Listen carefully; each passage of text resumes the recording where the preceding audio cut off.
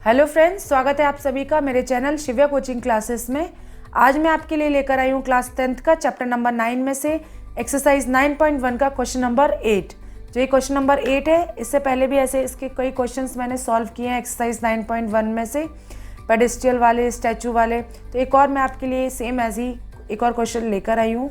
तो चलिए सॉल्व करते हैं question number 8। A statue 1.6 meter tall stands on the top of a pedestal. From a point on the ground, the angle of elevation of the top of the statue is 60 degree, and from the same point, the angle of elevation of the top of the pedestal is 45 degree.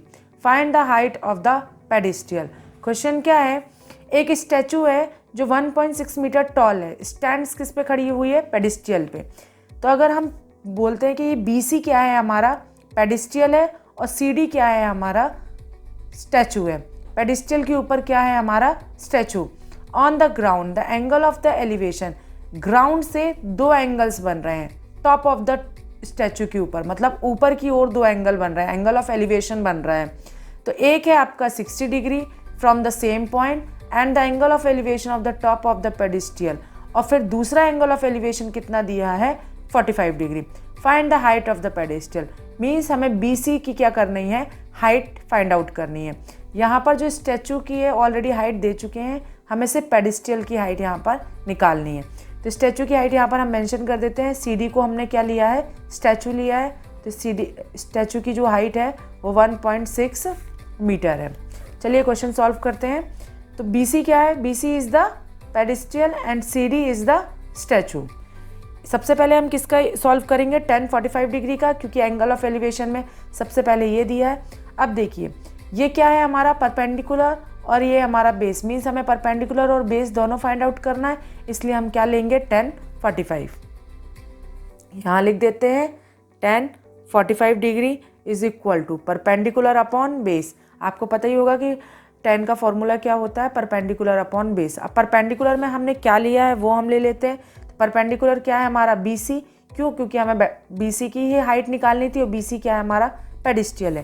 तो यहाँ हम लिख देते हैं BC upon base क्या है, हमारा AB। ठीक है। 1045 की वैल्यू क्या होती है, 1045 की वैल्यू होती है 1 is equal to BC upon AB। Cross multiplication करेंगे यहाँ पर, AB बन जा, AB is equal to BC। ये हमारी हो जाएगी फर्स्ट इक्वेशन। ठीक है। सेकेंड इक्वेशन के लिए हम क्या करेंगे, पूरा का पूरा ट्रायंगल लेंगे, क्योंकि अब हमें क्या सॉल्व करना है, 60 डिग्री। फिर से इसमें आप देखेंगे कि हमें क्या निकालना है, पेडिस्टियल की हाइट निकालनी है। इसलिए हम फिर से 10-60 लेंगे। क्यों? क्योंकि हमें परपेंडिकुलर बेस इसमें भी फाइंड आउट करना होगा। तो चलिए हम करते हैं, in triangle ABD is equal to क्या होता है हमारा, परपेंडिकुलर अपॉन बेस। अब हमें क्या लेना है, 1045 तो हम सॉल्व कर चुके थे, तो अब हमें क्या लेंगे, 1060 डिग्री। तो यहाँ लिख लेंगे 1060 डिग्री परपेंडिकुलर अपॉन बेस। अच्छा, क्या लेना है अब हमें, BC, हम BC ले लेंगे। हमें साथ में क्या लेना पड़ेगा, अब हम पूरे का जब एंगल ले रहे हैं, हमने पूरा एंगल लिया ना, पूरा ट्राइंगल लिया, तो ट्राइंगल ABD, तो जब पूरा ट्राइंगल लेंगे तो उसमें CD भी आ जाएगा। तो हम यहाँ पर प्लस करेंगे BC plus CD upon AB। क्यों ले रहे हैं हम CD, फिर से मैं आपको क्लियर करती हूँ। हमने CD इसलिए लिया क्योंकि हमने ट्रायंगल पूरा लिया है यहाँ पर, ट्रायंगल ABD। जब हम पूरा ट्रायंगल लेंगे 60 डिग्री के लिए, तो हम CD को भी इंक्लूड करेंगे। इसलिए यहाँ पर हमने लिखा BC प्लस CD, और हमें फाइंड आउट बेस भी करना था, इसलिए हमने उसके साथ में बेस भी लिख दिया AB। अब यहाँ पर हम 1060 की क्या कर लेते हैं, वैल्यू लिख लेते हैं। तो 1060 क्या होता है हमारा, √3 होता है। BC की हमें वैल्यू पता नहीं है, तो इसलिए हम BC का BC ही लिखेंगे, प्लस पर CD की वैल्यू पता है, क्योंकि हमने CD को क्या लिया था, स्टैचू, और क्वेश्चन में ऑलरेडी मेंशन है कि स्टैचू की जो हाइट है वो कितनी है, 1.6 मीटर टॉल। तो यहाँ पर हम लिख देंगे 1.6 अपॉन में क्या आ जाएगा हमारा, AB। ठीक है। अब एक और चीज़ करते हैं, देखिए यहाँ पर एक और इसमें आइडेंटिफाई क्या कर सकते हैं। 1060 में √3 हमारा आ गया यहाँ पर, BC प्लस CD कितना हो गया हमारा, 1.6 AB। अब अगर हमने यहाँ पर A B equal to B C लिया है, फर्स्ट इक्वेशन में क्या लिया है हमने, A B equal to B C, तो अगर हम यहाँ पर ए बी लिखते हैं और अगर ए बी की जगह अगर हम बी सी भी लिखते हैं तो सेम रहेगा। तो हम वही करेंगे यहाँ पर, √3 equal to B C plus 1/6 upon क्या हो जाएगा यहाँ पर बी सी। क्यों लिया हमने बी सी, क्योंकि ए बी बराबर कितना होता है, बी सी होता है, तो या ए बी ले लेते हैं या फिर बी सी ले लेते हैं। तो हमने क्या लिया है यहाँ पर, बी सी लिया। अब क्या करेंगे हम, क्रॉस मल्टीप्लिकेशन, बी सी को यहाँ से 3 से यहाँ पर आपको समझना है तो हम 1 लगा सकते हैं, बी सी को √3 आ जाएगा हमारा, equal to B C plus 1 point क्या हो जाएगा हमारा 6 हो जाएगा।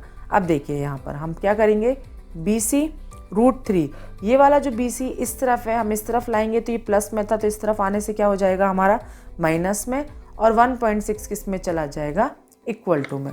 यहाँ पर मैं कर देती हूँ क्योंकि यहाँ पर स्पेस थोड़ा सा कम है।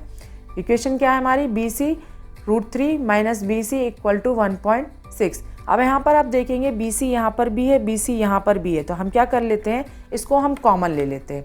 यहाँ पर हमने कॉमन ले लिया बी सी, देखो 2 जगह था तो हमने कॉमन ले लिया। बी सी के बाद क्या बचा, √3, ये जो बी सी था ऑलरेडी चला गया है, तो जब एक बी सी उसकी जगह कॉमन ले लिया तो उसकी जगह पे क्या बचेगा, 1 ब्रैकेट में इज इक्वल टू 1.6। ठीक है, यानी कि हम क्या करेंगे, B C is equal to 1/6 √3 minus 1। जब ऐसी वैल्यू आएगी तो हम क्या करेंगे, आपको पता है कि ट्रिग्नोमेट्री के चैप्टर में जब √3 नीचे आ जाता है, अपॉन में आ जाता है, तो क्लास 9th में भी आपने पढ़ा होगा कि इसको हमें क्या करना होता है, रैशनलाइज करना होता है। और रैशनलाइज करने में क्या होता है कि जब हम इसको मल्टीप्लाई करेंगे तो हमारा साइन क्या हो जाएगा, चेंज हो जाएगा। तो चलिए रैशनलाइज करते हैं, √3 यहाँ पर माइनस है ना, रैशनलाइज करने में क्या होता है, साइन चेंज हो जाता है, तो यहाँ हो जाएगा +1 अपॉन √3 + 1। ठीक है, क्या किया मैंने यहाँ पर, √3 माइनस 1 था, तो अगर हम इतना ही करके यहाँ पर लीव कर देंगे तो ये आंसर हमारा क्या हो जाएगा, रॉन्ग हो जाएगा। तो जब भी अपॉन में √3 आए ट्रिग्नोमेट्री में तो उसे हम क्या करें, रैशनलाइज ही कर दें। 1.6, अब इसको इससे मल्टीप्लाई कर देते हैं, B C equal to 1.6 √3 minus 1। इससे पहले भी मैंने कई क्वेश्चंस में समझाया कि जब हम √3 को सॉल्व करते हैं तो हमारा क्या आ जाएगा, 3 माइनस 1।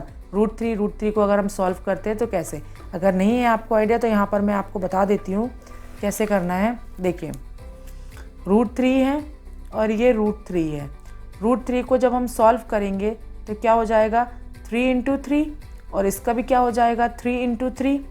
इसका अगर हम कॉमन लेते हैं तो ये 3, इसका कॉमन लिया तो ये 3, और इन दोनों का कॉमन लेके हमारा क्या बचेगा, 3 बचेगा। ठीक है, इससे पहले भी मैं कई वीडियोस में आपको बता चुकी हूँ।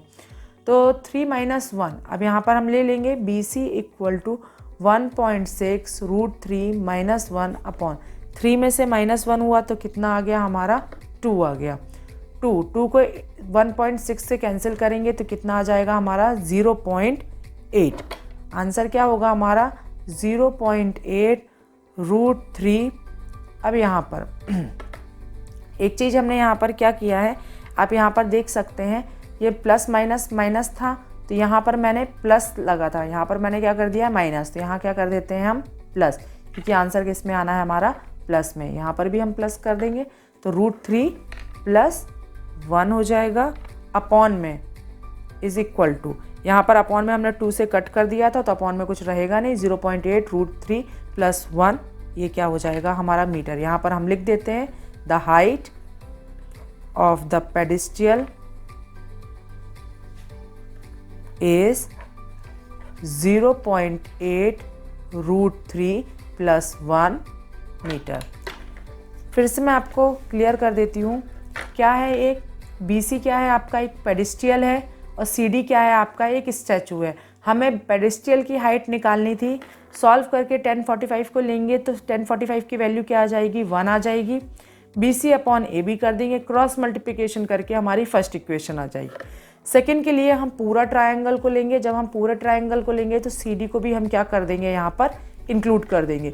CD की वैल्यू ऑलरेडी यहाँ पर हमारी दी गई है 1.6, 1060 की वैल्यू क्या होती है, √3 होती है। अब हम क्रॉस मल्टीप्लिकेशन करेंगे, क्रॉस मल्टीप्लिकेशन में BC √3 आ जाएगा, BC प्लस 1.6। BC यहाँ पर 2 बार है, इसलिए हम क्या कर लेते हैं, उसको कॉमन ले लेते हैं। कॉमन लेने में क्या हो जाएगा, उसकी जगह पे 1 आ जाएगा और 1.6 इसकी वैल्यू आ जाएगी। यहाँ पर रैशनलाइज करेंगे, रैशनलाइज करने के बाद यहाँ पर हमने ये पूरा क्वेश्चन सॉल्व कर लिया है। यहाँ पर अगर आपको कोई डाउट हो, कुछ समझ में ना आया हो, तो प्लीज़ आप मुझे कमेंट करके ज़रूर बताइएगा। मिलते हैं फिर नेक्स्ट वीडियो में। Thank you, bye bye.